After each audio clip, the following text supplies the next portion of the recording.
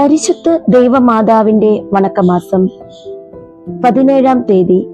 ഈശോ തന്ന തിരുനാമം പരിശുദ്ധ കന്യകയുടെ ശുദ്ധീകരണം മിശിഹായെ ദേവാലയത്തിൽ സമർപ്പിക്കുന്നു.